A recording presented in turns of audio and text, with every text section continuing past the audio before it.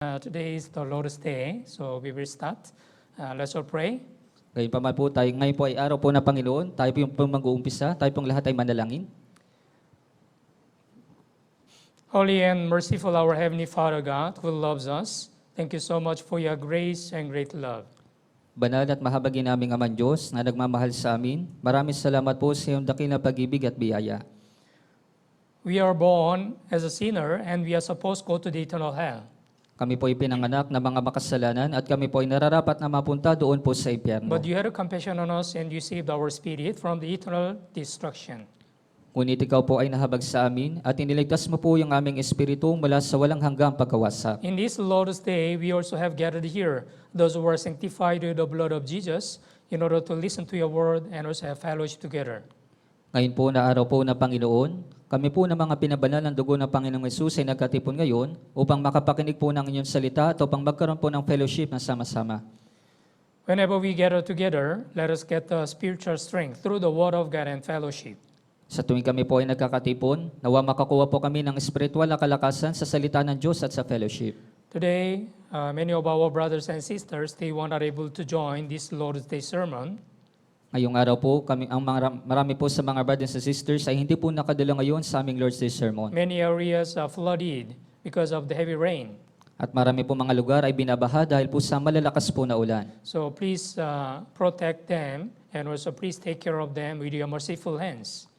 Kaya pakiusap, protektahan niyo po sila at alagaan niyo po sila sa pamamagitan po ng inyong mahabaging mga kamay. And also, we are praying for incoming our District 1 Bible Seminar from tomorrow. At dinadalangin din po namin ang darating po na District 1 Bible Seminar na mag-umpisa po mula bukas. Please allow us good weather so that we can continue our District 1 Bible Seminar as scheduled. Kaya pakiusap, ipahintulot niyo po sa amin ang maayos po na panahon upang sa ganun ay maisagawa po namin ang District 1 Bible Seminar. Today also, from the beginning of this Lord's Day sermon until the end, the Holy Spirit is with us and guide us. Kaya magpasimula po hanggang sa matapos ang Lord's Day sermon po na ito, nawa samahan at gabayan po kami ng Espiritu Santo. In the name of our Lord Jesus Christ, we pray. Ito po yung aming dinadalangin sa pangalan po ng Panginoong Hesukristo. Amen. Amen. Let's open our Bible, James, Santiago, chapter 1, verse 22 hanggang 25. Buksan po natin yung ating mga Biblia sa Santiago chapter 1, magmula po sa verse 22 hanggang verse 25.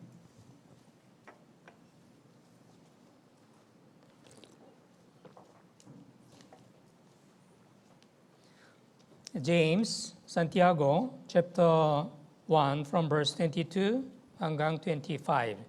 Sa Santiago po, chapter 1, magmula po sa verse 22 hanggang verse 25. Okay, basahin po natin ng sabay-sabay. 3 to 1. Ngunit maging tagatupad kayo ng salita at hindi tagapakinig lamang na dinadaya ninyo ang inyong mga sarili. Sapagkat kung ang sino man ay tagapakinig ng salita at hindi tagatupad, siya ay katulad ng isang tao na tinitingnan ang kanyang likas na muka sa salamin. Sapagkat minamasdan niya ang kanyang sarili at umaalis, at agad niyang nalilimutan kung ano ang kanyang katulad. Ngunit ang tumitingin sa sakdal na kautusan, ang kautusan ng kalayaan, at nananatili na hindi tagapakinig na malilimutin, kundi tagatupad na gumagawa, siya ay pagpapalain sa kanyang gawain. Today, we are going to think over what is the true faith and also what is the life of the true Christians according to this James chapter 1. Kaya ngayong araw po, ayon po dito sa Santiago chapter 1, atin pong pag-iisipan kung ano po yung tunay na pananampalataya at yung tunay na buhay po ng isang tunay na Kristiyano. If you read this James, book of the James, you will understand what is the relationship between the faith and the works. Kaya kung babasahin niyo po itong aklat ni Santiago, malalaman po ninyo yung relasyon po ng mga gawa at ng pananampalataya. Since we get salvation, if we have a true faith, this true faith shall be revealed through our Christian life. Magmula po nung natanggap po natin yung kaligtasan, yung tunay na pananampalataya po na ito ay mahahayag po sa ating buhay Kristiyano. Believing in God and attending to the church on Sunday sermon, it is not all of our Christian life. Kaya yung paniniwala sa Diyos at yung pagdalo sa ating Sunday sermon, hindi po ito yung lahat ng ating pamumuhay Kristiyano. If you have a true faith, according to the Bible, this true faith shall be revealed through your actual Christian life. Kung meron kang tunay na pananampalataya, ayon po sa Biblia, ito po ay makahayag sa iyong pamumuhay Kristiyano. But it seems like there are some brothers and sisters, although they get the salvation, their actual Christian life is different while they are staying in the house and also while they are attending to the church. Pero para bang sa ating mga brothers and sisters, yung kanila pong aktwal na pamumuhay Kristiyano ay magkaiba po sa kanilang bahay at dito po sa loob ng church. It is easy to have a good testimony with our lips, but if we have a true faith, this true faith shall be revealed through our Christian life. Kaya madali lang po na magkaroon ng patotoo sa ating mga labi, ngunit ito pong tunay na pananampalataya po ay makahayag po sa ating pamumuhay Kristiyano. As you know well, in the days of the Jesus Christ, there were also so many religious people, like Pharisees and Sadducees and lawyers. Gaya po ng inyong nalalaman, marami po sa mga panahon po ni Jesus, marami pong reliyosong tao, sila po ay mga Fariseo, mga iskriba at mga bihasa po sa kasalutan. As Jesus Christ already pointed out, their hypocrisy, they are trying to cleanse outside of the cups, but inside of them it is full of the extortions and also self-indulgences. Pero sila po ay sinaway po ng Panginoong Hesus sa kanila pong pagkukunwari dahil nililinis lamang po nila yung labas ng kopa, ngunit sa loob po ay puno po sila ng kasakiman at karumihan. Yeah, what will be the life of the religious people? When we look at outward appearance, it looks very holy, but their actual life, sometimes it is not same as their word. Pero kung titingnan po natin yung mga reliyosong mga tao, mukha po silang banal sa panlabas po nanyo, ngunit sa katunayan yung kanilang aktwal na pamumuhay ay iba. Let's open our Bible, Matthew chapter 15. Buksan po natin sa Mateo sa chapter 15.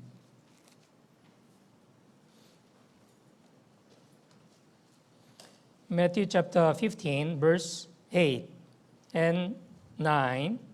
Sa Mateo po, chapter 15, magmula po sa verse 8 hanggang verse 9.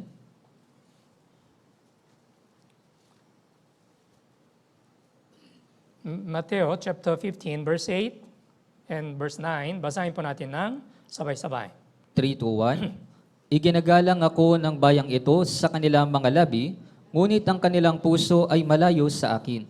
At walang kabuluhan ang pagsamba nila sa akin, na itinuturo nila bilang mga aral ang mga alituntunin ng mga tao. Yeah, Jesus Christ quoted the message of the prophet Isaiah. Isaiah, if you look at Isaiah chapter 29, verse 13, it is the same message. He said, these people draw near to me with the mouth and honor me with their lips, but their heart is far from me. Kaya ginamit po ni Jesucristo yung mga talata na ito mula po dun sa Isaias 29 sa verse 13, iginagalang ako ng bayang ito sa kanilang mga labi, ngunit ang kanilang puso ay malayo sa akin. Because in the days of the Jesus Christ, the Israelite also, they were like, with their lips, it seems like they serve God sincerely, but their life it was different. Kaya dahil ito po yung mga Israelita, sila po ay naging katulad po nito sa kanilang mga labi para bang sila po ay naglilingkod sa Diyos, ngunit yung kanilang aktwal na buhay ay iba. Their heart were far from the Lord. Yung kanila pong puso ay malayo mula sa Panginoon. And in the days of the Jesus Christ, it is also same. There were so many religious people, and also so many people, they believed in God. But with their lips, they praise the Lord, and also they follow the Lord, but their heart are really far from the Lord. Kaya maging sa panahon po ng Panginoong Jesucristo, marami din pong reliyosong tao at naniniwala po sa Diyos, kaya sa kanilang mga labi, pinupuri po nila yung Panginoon at sumusunod sa Panginoon, ngunit malayo po yung kanilang puso sa Panginoon. It's not different in nowadays. There are many Christians who are believing in God. Kaya wala po itong pagkakaiba sa panahon natin ngayon. Marami po mga Kristiyano naniniwala sila sa Diyos. Yeah, of course, the religious people who are not really saved, yeah, they are really different while they are staying in the church and also while they are in their house or in the working place. Siyempre po, yung mga reliyosong tao, iba po yung kanilang buhay sa tuwing dumadalo po sila sa church at sa tuwing nasa kanilang mga bahay. But as a truly born-again Christian, we need to think about what is the true faith. Pero bilang isang born-again Christian, kailangan po natin pag-isipan kung ano po yung tunay na pananampalataya. We were saved through the true gospel. Tayo po ay naligtas sa pamamagitan po ng tunay na ebanghelyo. According to the 1 Thessalonians chapter 1 verse 5, the Bible says the gospel did not come to you in word only. Kaya sinasabi po sa unang Thessalonica sa chapter 1 sa verse 5, ang aming ebanghelyo ay hindi dumating sa inyo sa salita lamang, But also in power and in the Holy Spirit and in much assurance. kundi sa kapangyarihan din at sa Espiritu Santo at sa lubos na pagtitiwala. Yes. If we are really saved by the true gospel, this true gospel has the life. And then truly born again Christian, they receive the power of the Holy Spirit. Kung talagang natanggap po natin ito pong tunay na ebanghelyo, yung tunay na ebanghelyo po nito ay mayroong buhay at tinanggap na po natin yung Espiritu Santo. That's why our faith should be revealed through our actual Christian life. Kaya nga po yung ating pananampalataya ay dapat po na mahayag sa ating pamumuhay Kristiyano. It is not by word, but by our deed or the works. Kaya hindi po ito sa pamamagitan ng salita, kundi sa pamamagitan po ito ng ating mga gawa. Okay, first, we will think about what is the salvation. Kaya una po pag-iisipan po natin kung ano po ang kaligtasan. First, the salvation by faith. Kaya pinakauna po, ang kaligtasan po ay sa pamamagitan ng pananampalataya. Yeah. According to the Ephesians chapter 2, verse 8, for by grace you have been saved through faith. Kaya ayon po dun sa Efeso chapter 2 sa verse 8, sapagkat sa biyaya kayo'y naligtas sa pamamagitan ng pananampalataya. Yes. And that not of yourselves, it is the gift of God. At ito hindi sa pamamagitan ng inyong sarili, ito'y kaloob na Diyos. And not of works. The Ephesians chapter 2 verse 9, not of works. At sinabi rin po sa Efeso chapter 2 sa verse 9, at hindi rin sa pamamagitan ng inyong mga gawa. Yes, this Bible verse clearly testifies that we cannot be saved through our own works or good deed. Opo, malino pong ipinapaliwanag ng talata na ito dito po sa Biblia, hindi po tayo maliligtas sa ating mga gawa. You may know the story of the Martin Luther who drove the great Reformation. Marahil ay nalalaman po ninyo yung kwento po ni Martin Luther, pinangunahan niya po yung isang malaki pong reformasyon. Actually, the Martin Luther, he was the priest of the Catholic Church, and also he was the professor in the theological seminary. Sa katunayan po si Martin Luther, isa po siyang pari doon po sa simbahang Katoliko at isa rin po siyang profesor doon po sa theological seminary. While he was studying in the book of the Romans, actually he was wondering because the teaching of the Bible and then the doctrine of the Catholic Church, one unmatched, it is completely different. Sa katunayan po, habang pinag-aaralan niya po yung aklat po ng mga taga-Roma, nagkakaroon po siya ng pagtataka dahil magkasalungat po yung itinuturo na Biblia sa doktrina po ng simbahang Katoliko. What is the doctrine of the Catholic Church? Catholic Church, they are teaching you can be saved through your good works and a good deed. Ano po ba yung doktrina ng simbahang Katoliko? Kayo po ay maliligtas sa pamamagitan ng mabubuting gawa o pagsisikap. But as the Bible says, as we just read James chapter 2 verse 9, not of works, right? For by grace you have been saved through faith. We can be saved only by faith, not by works. Pero kagaya po ng ating nabasa sa chapter 2 sa verse 9, hindi sa pamamagitan ng mga gawa. Tayo po ay naligtas sa pamamagitan ng pananampalataya, hindi po ng mga gawa. That's why the Martin Luther, he has been studying about the book of the Romans for a long time, and then finally he realized what is the real meaning of the true faith. Kaya nga po si Martin Luther, mahabang panahon niya pong pinag-aralan yung aklat ng mga taga-Roma at naunawaan niya po kung ano yung tunay na pananampalataya. Romans chapter 1 verse 17. Sa mga taga-Roma po, chapter 1, sa verse 17.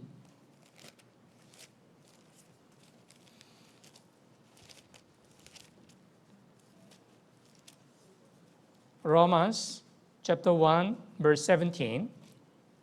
Sa mga taga-Roma, chapter 1, dito po sa verse 17, Okay, basahin po natin ng sabay-sabay.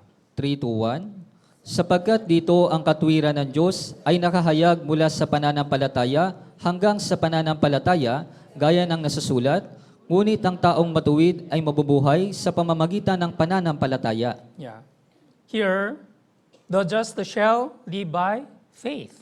Yeah, only we can be saved by faith. It is explaining. Kaya pinapaliwanag po nito na maliligtas lamang po tayo sa pamamagitan ng pananampalataya. Yeah. So Martin Luther finally through the verse, Roman chapter 1 verse 17, yeah, he was saved because he really understood what is the real meaning of the faith. Kaya sa huli po si Martin Luther, siya po ay naligtas sa pamamagitan po ng talata na ito dahil naunawaan niya po kung ano po yung tunay na pananampalataya. Okay, let's go back to the book of the James chapter 1 verse 22. Kaya balikan po ulit natin sa Santiago chapter 1, dito po sa verse 22. Verse 22, James chapter 1 verse 22. Santiago chapter 1 sa verse 22. But be doers of the word and not hearers only, deceiving yourselves. Ngunit maging tagatupad kayo ng salita at hindi tagapakinig lamang na dinadaya ninyo ang inyong mga sarili. For example, since we get salvation, we are attending to the church and we are listening to the sermon through the Sunday sermon or Wednesday sermon. Kaya halimbawa po, magmula nung tayo po ay naligtas, tayo po ay dumadalo sa ating church tuwing Sunday sermon o kaya naman tuwing Wednesday sermon. But only you are listening to the sermon, and after that you forgot it. After you return to your home, you don't try to practice what you learned. Pero kahit na nakakapakinig na ng mga sermon, ngunit ito po ay inyong kaagad nalilimutan at sa inyong bahay hindi niyo po ito isinasabuhay. In that case, your Christian life cannot be changed. Kaya sa kaso po na yun, yung inyong pong pamumuhay Kristiyano po ay hindi po magbabago. What is the message here in the book of the James? If we have the true faith, if we really get the salvation by the true gospel, this true faith shall be revealed through our Christian life. Kaya ano po ba itong mensahe ng Aklat ng Santiago? Kung meron po tayong tunay na pananampalataya, kung tayo po ay talagang naligtas sa tunay na ebanghelyo, yung ating pong tunay na pananampalataya ay mahayag po sa ating buhay Kristiyano. Yeah. So,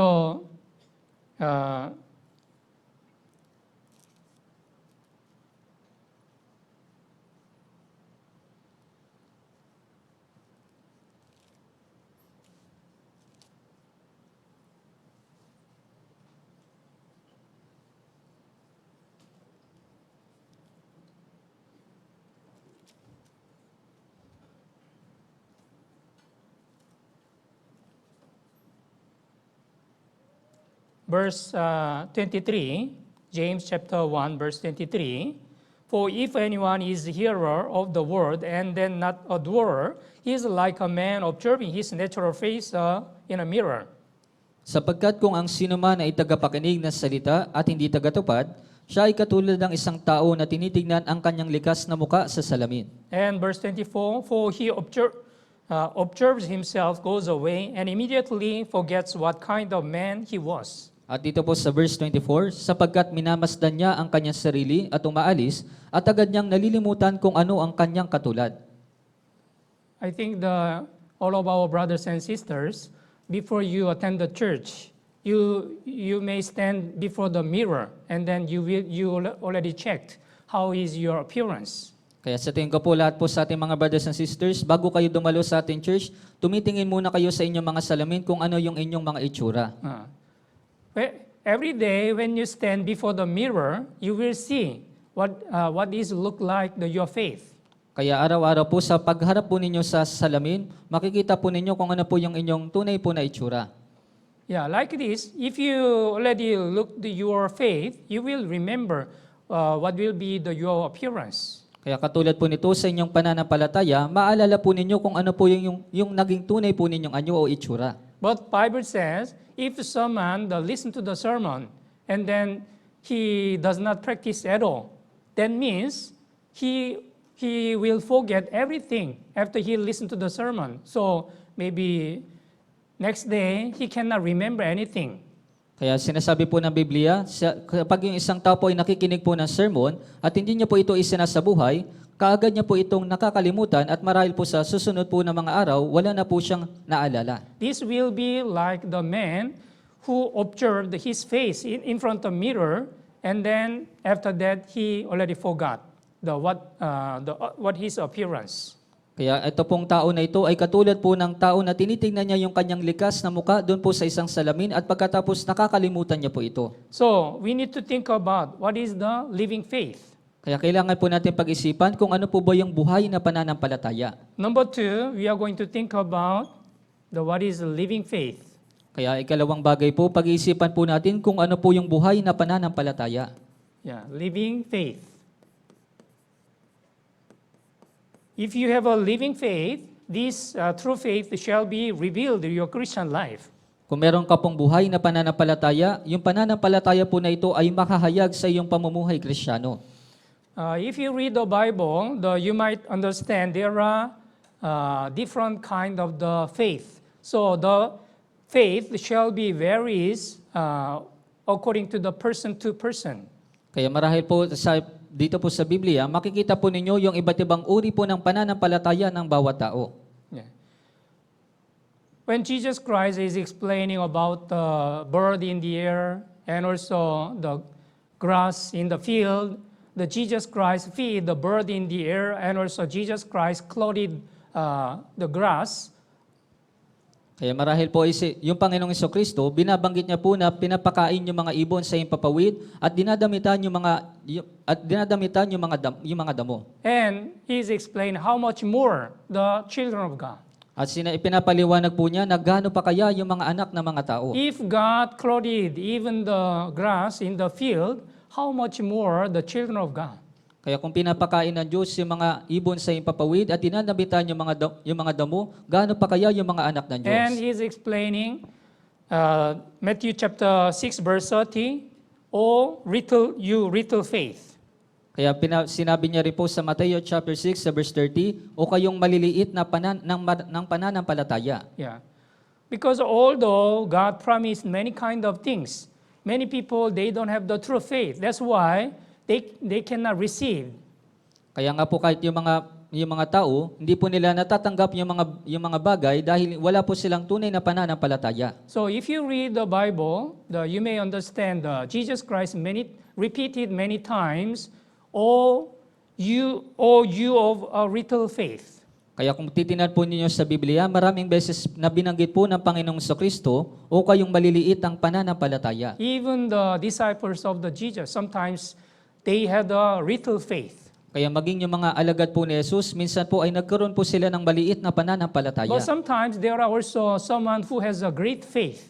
Pero minsan po may ilang po mga tao na talagang malalaki yung pananampalataya. If you read Matthew chapter 8, there is the story of the centurion's servant who was healed by the Jesus. Kaya kung titingnan niyo po sa Mateo sa chapter 8, naroon po yung kwento ng isang alipin po ng senturyon na pinagaling po ng Panginoong Hesus.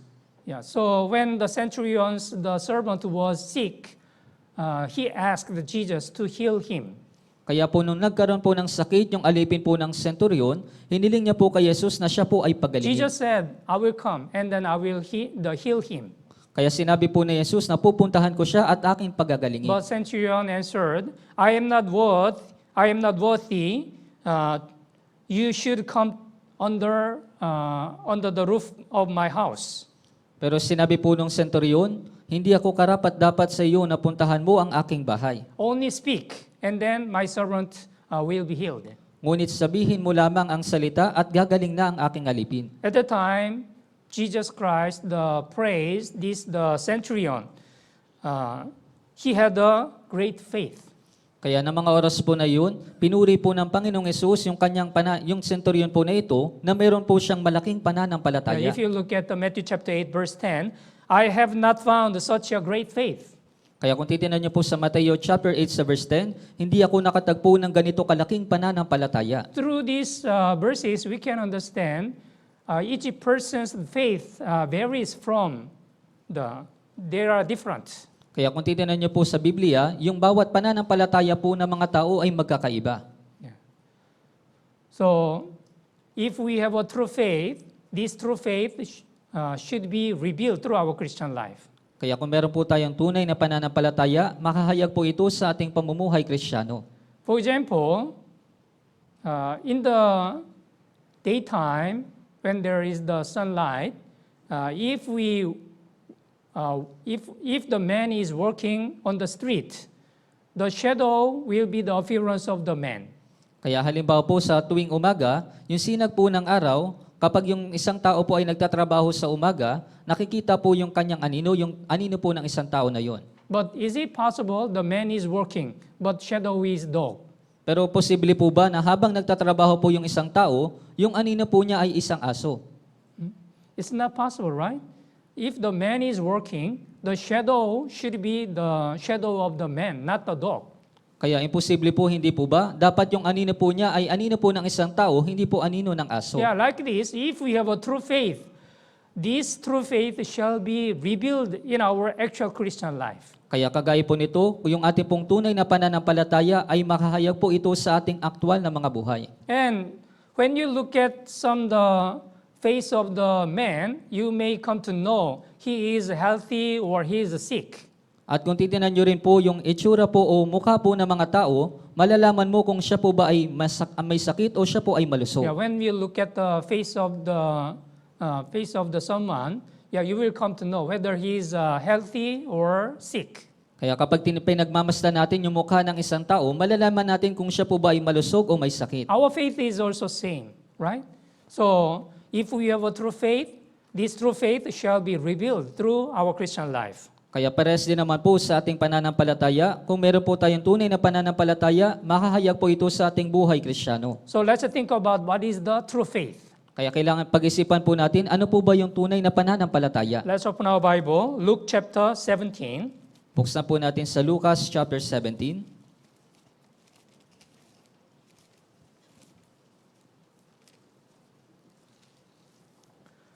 Luke chapter 17, Sa verse Lucas, 6. sa Lucas po chapter 17, dito po sa verse 6, Okay, basahin po natin ng sabay-sabay. 3 to 1. Sinabi ng Panginoon, kung mayroon kayong pananampalataya na kasing laki ng isang binhi ng mustasa, masasabi ninyo sa puno ng sikamorong ito, mabunot ka at matanim ka sa dagat, susundin kayo nito. So, in the days of the Jesus, disciples asked, the apostles said to the Lord, increase our faith. So, disciples, they thought they have a faith, but their faith is not enough. That's why they asked, increase our faith. Kaya po inakala po ng mga apostol, yung mga alagad, hindi po, kulang po yung kanilang pananampalataya, kaya sinabi po nila sa Panginoon, dagdagan mo ang pananampalataya namin. But Jesus explained what is the true faith. Pero ipiniliwanag po ni Jesus kung ano po yung tunay na pananampalataya. According to the Luke chapter 17, verse 6, the Lord said, if you have a faith as a mustard seed, you can say to this mulberry tree, be pulled up by the roots and be planted in the sea, and it would obey you. Kaya sinabi po dito sa verse 6, kung mayroon kayong pananampalataya na kasing laki ng isang binhi ng mustasa, masasabi ninyo sa puno ng sikamorong ito, mabunot ka at matanim ka sa dagat, susundin kayo nito. What is the meaning of this verse? Kaya ano po yung ibig sabihin po ng talata na ito? Have you ever tried this one? You commanded the mulberry tree, be pulled up and then rooted in the sea. Kaya nasubukan nyo na po ba yung bagay na ito? Sinabi mo dun sa puno ng sikamoro, mabunot ka at matanim ka sa dagat. Someone listened to the sermon about this message, the Luke chapter 17, verse 6. So if you have a faith as a mustard seed, you can say to the mulberry tree, be pulled up and by root and be planted in the sea. And it will obey you. It will be possible. So he had a faith. Actually, he had much difficulties. He lived in Canada and his name was Steve. Kaya meron pong isang tao na napakinggan niya po yung mensahe na ito pong talata na ito, kung meron kayong pananampalataya na kasing laki ng isang binhi na mustasa, masasabi ninyo sa puno ng sikamorong ito, mabunot ka at matanim ka sa dagat. Kaya yung tao po na ito ay nakatira po doon sa Canada at meron po siyang malaking kahirapan. Yeah, his house is located at in front of the mountain. That's why behind of the mountain, every winter season, whenever heavy rains, there is the snow slide, avalanche.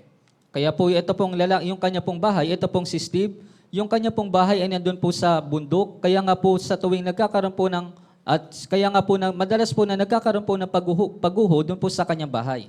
That's why after he listened to this sermon, he started to pray to God. God, please move this mountain from here to another place so that I will not have any difficulty more. Kaya nga po pagkatapos po niyang mapakinggan yung salita po na ito, yung mensahe na ito, nanalangin po siya sa Diyos, Panginoon, ilipat mo yung bundok na ito doon sa dagat at pagkatapos mawawala na yung kahirapan ko. Will it be possible? Kaya magiging posible po ba ito? Although you pray, the mountain cannot be moved. Kahit manalangin ka, hindi po malilipat yung bundok. It does not mean. Actually, here we need to think about what is the real meaning. Sa katunayan po, hindi po ito yung tunay na kahulugan. Kailangan po natin pag-isipan kung ano po yung tunay na kahulugan ito. According to this verse, the sea implies this world. Kaya ayon po sa talata po na ito, yung dagat, ito po ay lumalarawan po dito sa sanlibutan. Yeah. Actually, as a truly born-again Christian, if we have a true faith, we can transfer from this place to another place. Sa katunayan, bilang isang born-again Christian, kung meron tayong tunay na pananampalataya, kaya nating mapunta sa lugar na ito patungo sa ibang lugar. Yeah. You may know the story of Abraham, right? According to the Genesis chapter 12, God commanded Abraham, get out of your country and go to the land which I command you. Kaya marahil po ay nalalaman po ninyo yung kwento po ni Abraham na tinawag po ng Diyos si Abraham sa Genesis chapter 12, umalis ka sa iyong lupain at pumunta ka sa lupaing ituturo ko sa iyo. Actually, Abraham, he was born in the Ur, and then he has been lived there for a long time. But according to the God's word, he came out from the land, and then he went to the land of Canaan, according to God's word. Sa katunayan po si Abraham, matagal na panahon na po siya nakatira doon po sa lupain ng Ur. Ngunit gaya po na sinabi na Biblia, siya po ay umalis sa kanyang lupain at nagtungo po sa lupain ng Kanaan. That's why, as God promised to Abraham became the ancestor of the Israelites. Kaya nga po kagaya po ng ipinangako ng Diyos, si Abraham siya po ay naging ninuno ng mga Israelita. And he was able to accomplish the will of God. At nagawa niya pong matupad yung kalooban po ng Diyos. Yeah, it is also same. Sometimes some brother or sister, they will transfer to other place, and from their place, they will preach the gospel. They will evangelize other people. Kaya nga po pares din naman po sa panahon natin ngayon, yung ilang mga brothers and sisters, umaalis po sila sa kanilang mga lugar at pumupunta po sa isang lugar kung saan ipinapangaral po nila yung ebanghelyo sa lugar na iyon. And the works of God will be started from there. At yung mga gawa po ng Diyos ay magsisimula po sa lugar na iyon. This is the appearance of the true faith. Kaya ito po yung anyo o yung itsura po ng tunay na pananampalataya. Yeah. So if we have a true faith, it is like the living seed, and then it will grow, and then it will bear the fruits. Kaya po yung tunay na pananampalataya, ito po ay katulad po ng isang buhay na buto o buhay na binhi. Ito po ay tutubo at ito po ay lalago. For example, the mustard seed, it is one of the smallest seed. It's very small. Kaya halimbawa po yung binhi ng mustasa, ito po yung pinakamaliit po na binhi. Although it is a very small seed, when it is planted on the ground, and then it will sprout, and then it will bear the fruits, and then it will grow and like a tree. Kaya kapag naitanim po itong binhi ng mustasa sa lupa, ito po ay tutubo at kalaunan, ito po ay magbubunga. Yeah, this is the characteristic of life. Kaya ito po yung katangian po ng buhay. Yeah. For example, there are two kinds of egg. One is the unhatched, the unfertilized egg, and the other one is fertilized egg. Kaya halimbawa po, meron pong dalawang uri ng itlog. Yung isang itlog po ay na-fertilize na at yung isa ay hindi pa. Unfertilized the egg, it means dead seed. But fertilized egg, it looks like a living seed. Kaya yung na-fertilize po na itlog, ito po ay katulad po ng buhay na binhi. Ngunit yung hindi naman po, ito po ay kagaya ng patay po na binhi. In case of the fertilized egg, if the hen, the sit on the egg the 21 days, it will be hatched, and then it will become the chick. Kaya kapag yung manok po ay nakaupo doon po sa ilalim po ng kanyang mga itlog, sa loob po ng 21 araw, yung manok po, yung itlog po na ito ay magiging isang manok. Because the fertilized egg, it has a life. Dahil yung isa pong fertilized po na itlog ay meron po itong buhay. Yeah, it is also same, our faith. If we have a true faith, this true faith should be revealed through our Christian life. Parehas din naman po sa ating pananampalataya, yung tunay na pananampalataya po na ito ay makahayag po sa ating buhay Kristiyano. According to the Bible, James, show me your faith. Show me your faith. If you have a real faith, show me your faith. Kaya ayon po sa aklat po ni Santiago, binanggit po doon na ipakita mo sa akin ang iyong mga gawa. How can you show your faith? Kaya paano mo ba maipapakita yung iyong pananampalataya? Many brothers and sisters, they have a good testimony while they are having a fellowship. Kaya marami pong brothers and sisters, sila po ay nagkakaroon po ng patotoo sa tuwing fellowship. But if they only have the testimony in their Christian life, and then if there is no any actual Christian life, that is not the true faith. Pero kung nagkakaroon lamang po sila ng patotoo at hindi po sila, wala pong aktwal na pamumuhay Kristiyano, hindi po yung tunay na pananampalataya. Let's open our Bible, Lucas chapter 8. Buksan po natin sa Lucas sa chapter 8.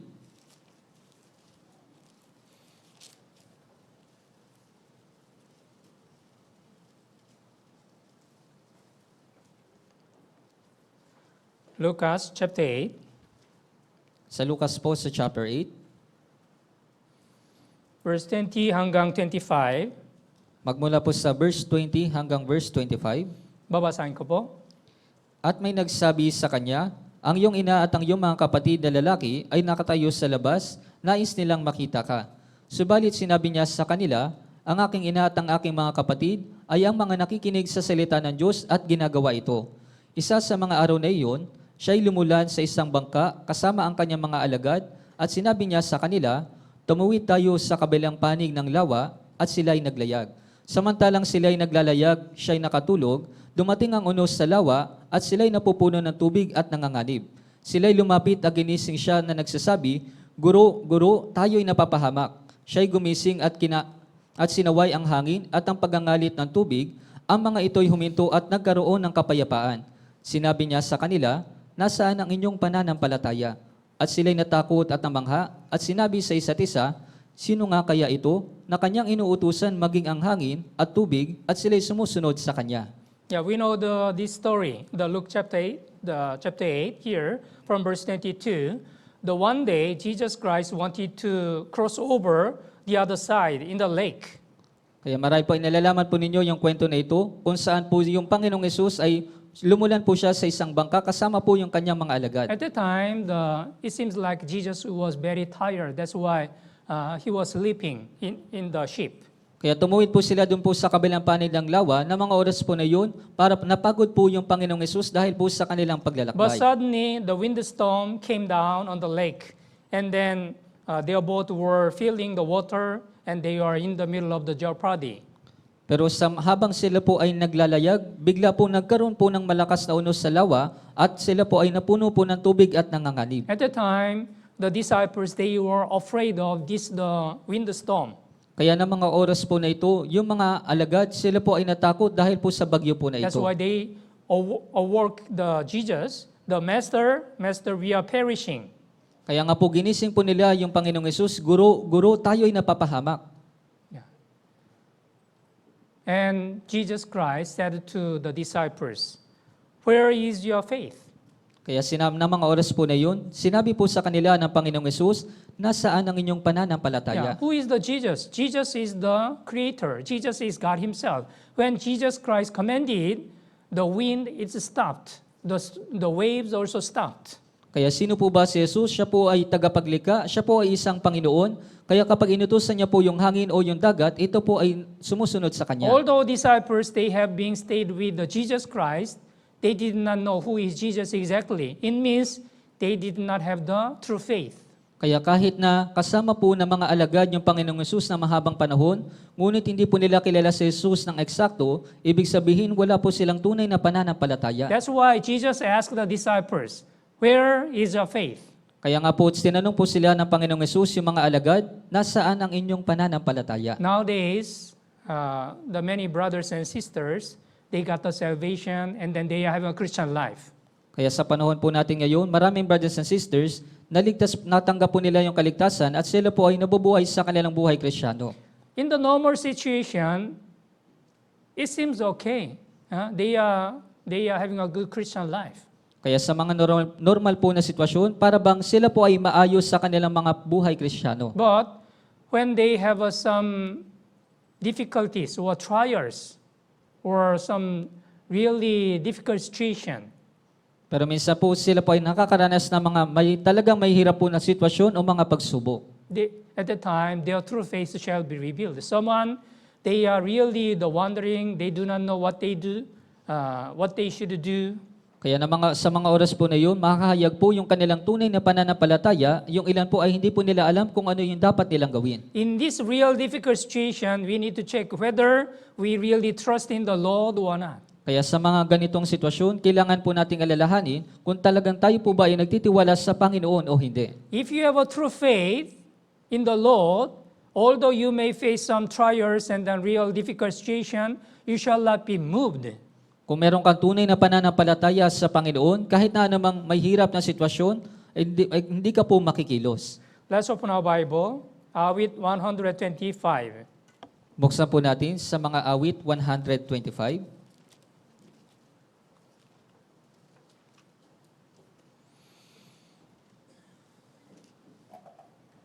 Verse 1, Dito po sa verse 1. with 125, verse 1. Sa awit po 125, dito po sa verse 1.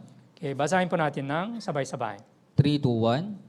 Ang mga nagtitiwala sa Panginoon ay gaya ng bundok ng Zion na hindi makikilos kundi nananatili sa buong panahon. Yeah, those who trust in the Lord are like Mount Zion, which cannot be moved, but abide forever. So if you have a true faith, those who really trust in the Lord, and then He shall not be moved in any situation. Kaya kung meron kang tunay na pananampalataya, doon sa mga nagtitiwala sa Panginoon, hindi sila makikilos sa kahit na anumang sitwasyon. Yeah. So in the book of the James chapter 2 says, show me your faith. If you have a real faith, please show me your faith. Kaya sinasabi po sa Santiago sa chapter 2, ipakita mo sa akin ang iyong pananampalataya. Kung meron kang tunay na pananampalataya, ipakita mo ang iyong pananampalataya. In the days of Jesus also asked the disciples, where is your faith? Kaya maging sa panahon po ng Panginoong Yesus, tinanong po ni Yesus yung mga alagad, nasaan ang inyong pananampalataya? It means if we have a true faith, this true faith should be revealed through our Christian life. Ibig sabihin po nito, kung meron tayong tunay na pananampalataya, makahayag po ito sa ating pamumuhay Kristiyano. We already knew how the disciples of Jesus Christ, they were changed. Before they realized the true love of Jesus, they could not understand. And then they did not have the true faith. But after they get the salvation, they were totally changed. Kaya nalalaman po natin kung paano po lubos na nabago yung mga alagad, bago po nila naunawaan yung tunay na pag-ibig po ni Jesus, wala po silang tunay na pananampalataya, ngunit nang naunawaan po nila ito, sila po ay talagang tunay po na nagbago. Okay, let's go back to James chapter 2, James chapter 1. Balikan po ulit natin sa Santiago sa chapter 1.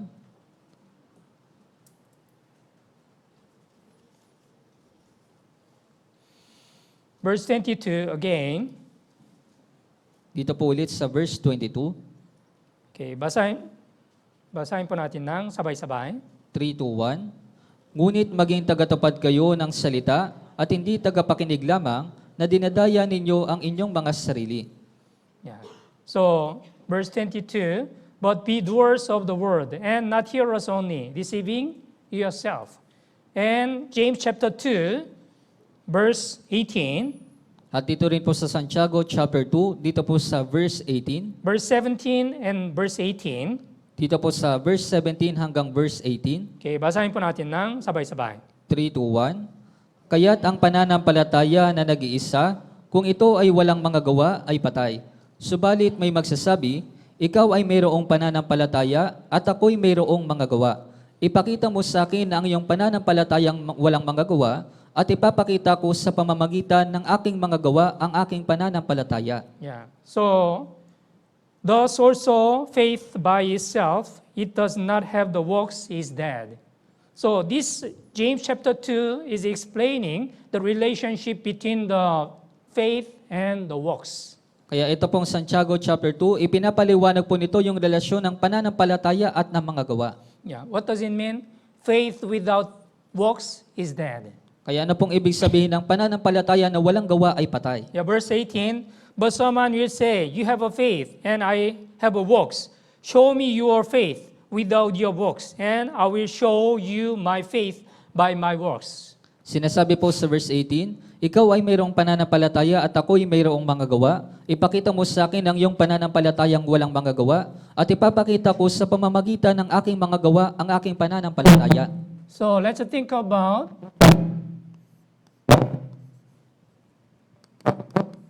what is the relationship faith and the works. Kaya ngayon po, kailangan po natin pag-isipan kung ano po yung relasyon ng pananampalataya at ng mga gawa. Yeah, faith, by faith, we are saved. Kaya dahil po sa pananampalataya, tayo po ay naligtas. So Ephesians chapter 2 verse 8, for by grace you have been faith. Kaya sa Efeso chapter 2 sa verse 8, sapagkat sa biyaya kayo'y naligtas sa pamamagitan ng pananampalataya. So what is the works? If we have of course, when we get the salvation, we are not saved by works. Siyempre po, nung natanggap po natin yung kaligtasan, hindi po tayo naligtas sa pamamagitan po ng ating mga gawa. The relationship between the faith and works, if we have a true faith, this true faith shall be revealed through our Christian life. Kung meron po tayong tunay na pananampalataya, yung tunay na pananampalataya po na ito ay mahahayag po ito sa ating buhay Kristiyano. So the works is connected with our Christian life. Kaya po yung mga gawa, ito po ay konektado sa ating pong pamumuhay Kristiyano. It means true faith will be revealed through the works in our Christian life. Kaya ibig sabihin yung tunay na pananampalataya, makahayag po ito sa mga gawa sa ating pong pamumuhay Kristiyano. So now that we are going to think about the relationship between the faith and works. Kaya ngayon po, atin naman pong pag-iisipan yung relasyon sa pagitan ng pananampalataya at ng gawa. Let's open our Bible, Matthew chapter 7. Matthew chapter 7. Buksan po natin sa Mateo chapter 7.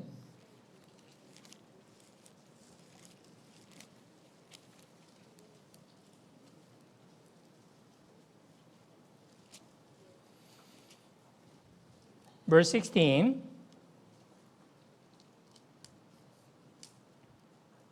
Dito po sa verse 16. Verse 16, 17. Magmula po sa verse 16 hanggang verse 17. Okay, basahin po natin ng sabay-sabay. 3, 2, 1. Makikilala ninyo sila sa kanilang mga bunga. Nakakapitas ba ng mga ubas sa mga tinikan o ng mga igos sa mga dawagan? Gayun din naman, ang bawat mabuting puno ay mabuti ang bunga, ngunit ang masamang puno ay masama ang bunga. You will know them by their fruits, right? If it is the good tree will bear the good fruits. But if it is bad tree will bear the bad fruits. Kaya makikilala niyo sila sa kanilang mga bunga. Kung mabuti yung puno, mabuti rin po yung bunga. Ngunit kung masama po yung puno, ay masama rin naman po yung bunga. Yes, our Lord said, you will know them by their fruits. Fruits is very important. Opo, sinabi po ng ating Panginoon, makikilala ninyo sila sa kanilang mga bunga. Ito po ay napakahalaga. When the Apostle Paul visit the Corinthian church, as you know well, the Corinthian church had many problems. Kaya nang binisita po ni Apostol Pablo yung iglesia po ng mga taga-Korinto, gaya po ng inyong nalalaman, marami pong problema sa iglesia po ng Korinto. Yeah, between the brothers and sisters, there were conflict and envy and strifes.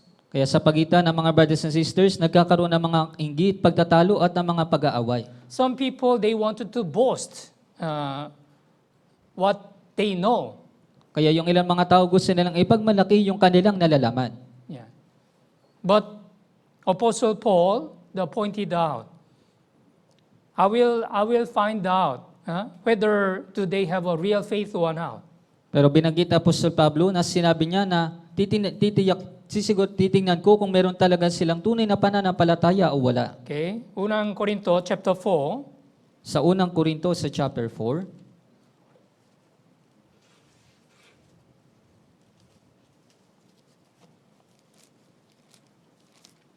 Unang Korinto chapter 4 verse 19. Sa unang Korinto po sa chapter 4 sa verse 19. Verse 19, 20, basahin po natin ng sabay-sabay. 3:2:1. Ngunit ako'y darating agad sa inyo kung loloobin ng Panginoon at aking aalamin, hindi ang salita ng mga taong nagmamataas, kundi ang kapangyarihan. Sapagkat ang kaharian ng Diyos ay hindi sa pananalita, kundi sa kapangyarihan. Yeah, for the kingdom of God is not word in, but in power, right? So Corinthian church, although they boasted many things with the word, but if they have a faith, this faith should be revealed. Kaya yung mga iglesia po ng Korinto, sila po ay nagmamalaki sa kanilang mga salita, ngunit yung kanilang pananampalataya po ay dapat po na mahayag sa kanilang buhay. In the Bible, we can find some examples, like Abraham. Abraham, he had a faith, and then his true faith was revealed through his life. Kaya makikita po natin yung mga halimbawa sa Biblia. Halimbawa po si Abraham, meron po siyang tunay na pananampalataya at nahayag po ito sa kanyang buhay. James, Santiago chapter 2, Sa Santiago po, sa chapter 2, from verse 21 hanggang 23, magmula po sa verse 21 hanggang verse 23. babasahin ko po. Hindi ba ang ating amang si Abraham ay inaring ganap sa pamamagitan ng mga gawa ng kanyang inihandog sa Isaac ng kanyang anak sa ibabaw ng dambana? Nakikita mo na ang pananampalataya ay gumagawang kalakip ng kanyang mga gawa at ang pananampalataya ay naging ganap sa pamamagitan ng mga gawa. Kaya't natupad ang kasulatan na nagsasabi, si Abraham ay sumampalataya sa Diyos at iyo'y ibinilang sa kanya ng katwiran at siya'y tinawag na kaibigan ng Diyos.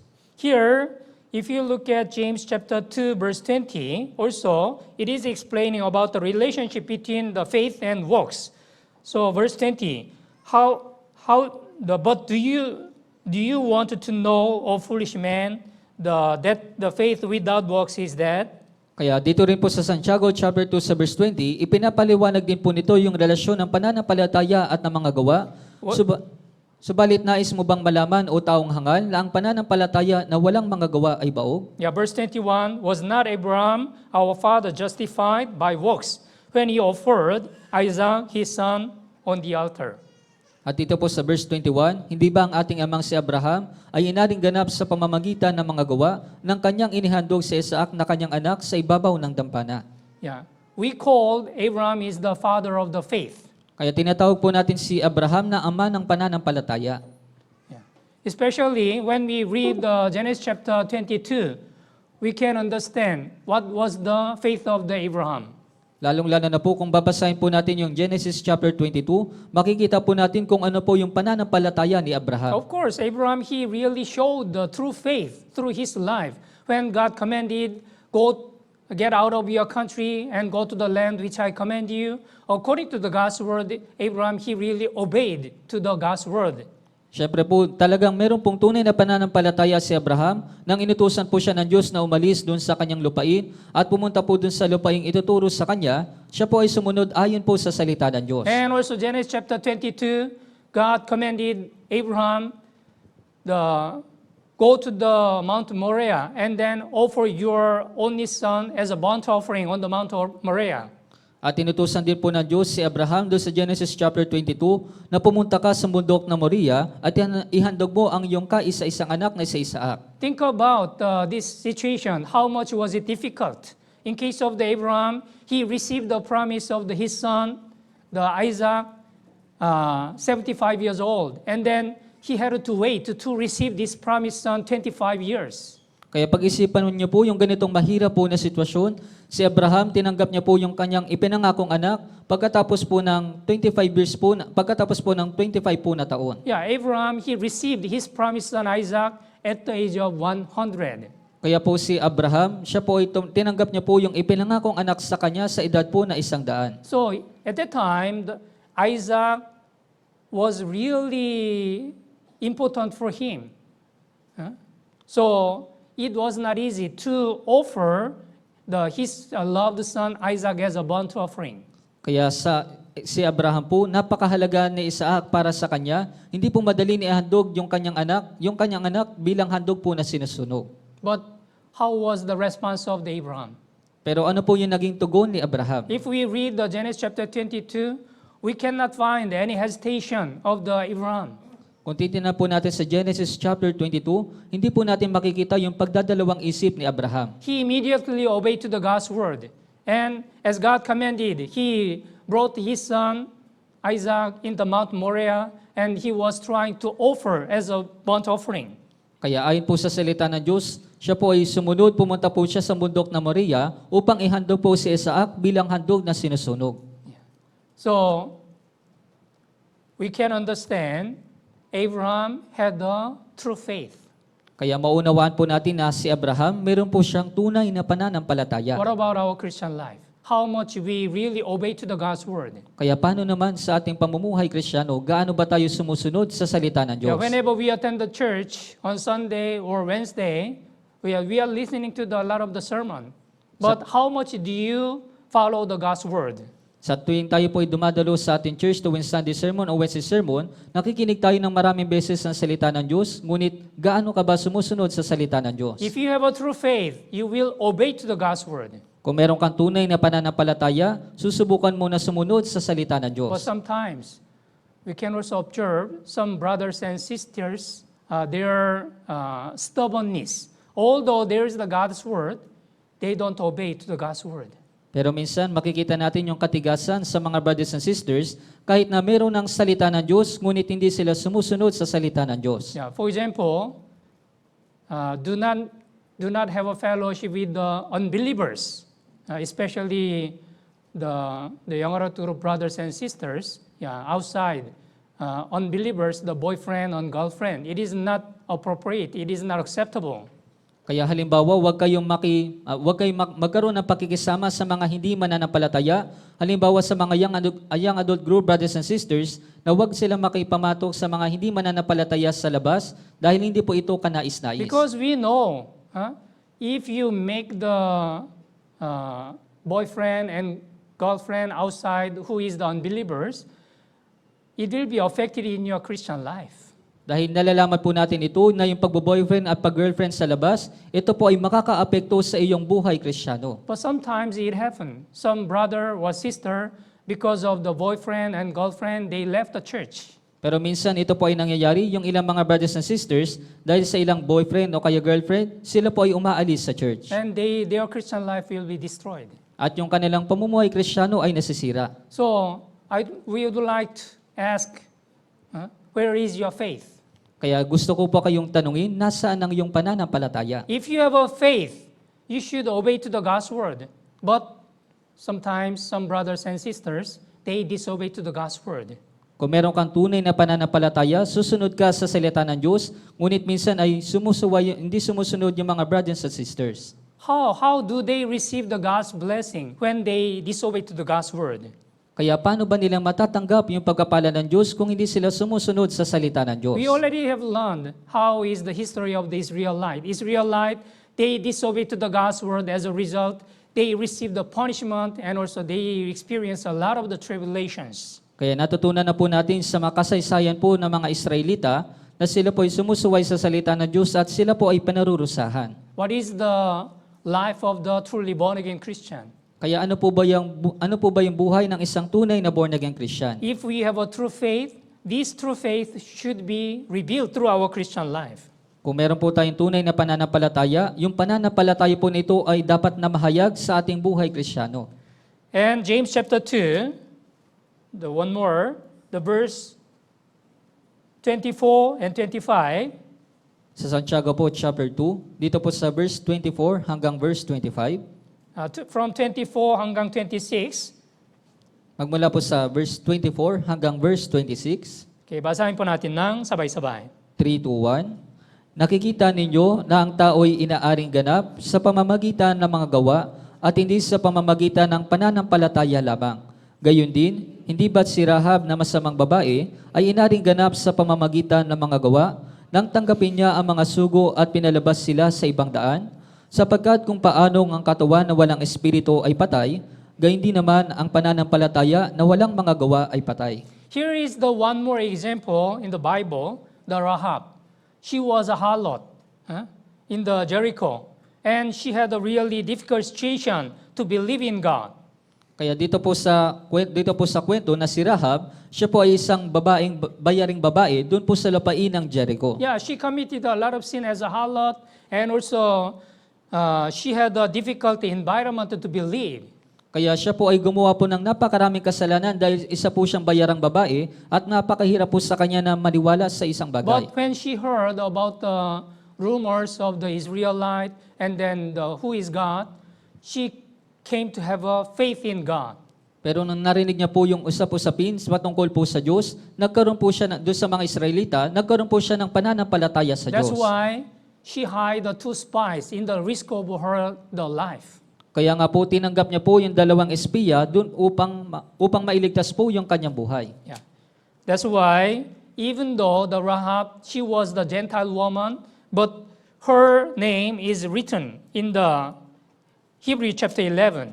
Kaya kahit na si Rahab po, kahit na isa po siyang hintil, ngunit yung kanya pong pangalan ay nakasulat po doon po sa Hebreo chapter 11. Yeah, Hebrews chapter 11. Sa Hebreo po sa chapter 11.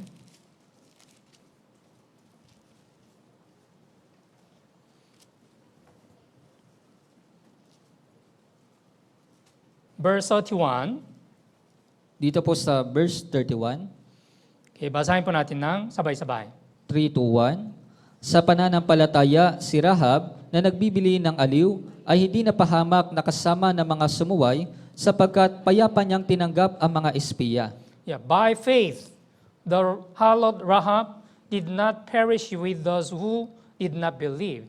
Other people who are staying in the Jericho, they did not believe in God. That's why they were perished by the Israelite.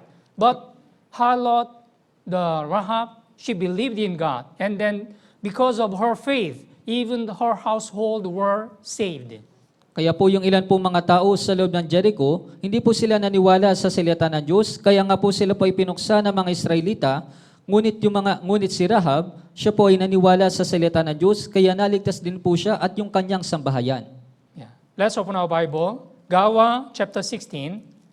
Buksan po natin sa mga gawa sa chapter 16. Acts chapter 16, verse 31. Gawa chapter 16, dito po sa verse 31.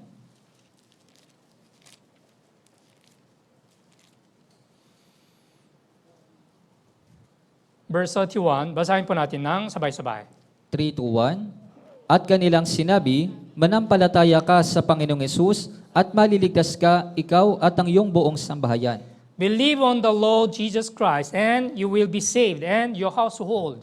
Yeah, this is the promise of God, right?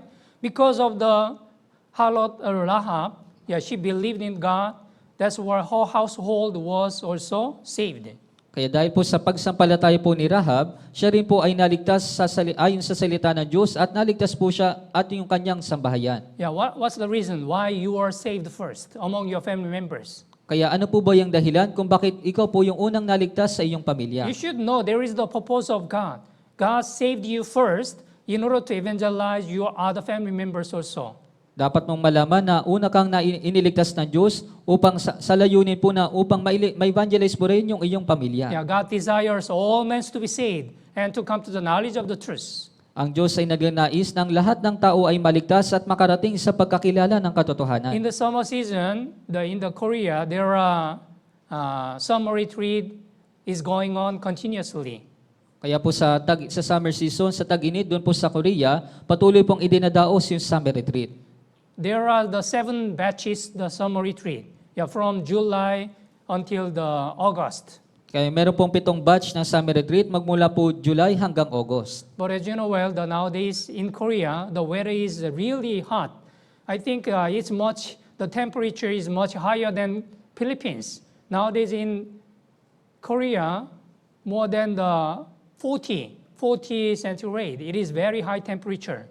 Pero gaya po ng inyong nalalaman, mas mainit po yung init po doon sa Korea kaysa po dito sa Pilipinas. Sa tingin ko po ay nasa 40 centigrade po yung temperatura doon po sa Korea. Although the weather is very hot, but many brothers and sisters, they brought their family members into the retreat center in order to evangelize them.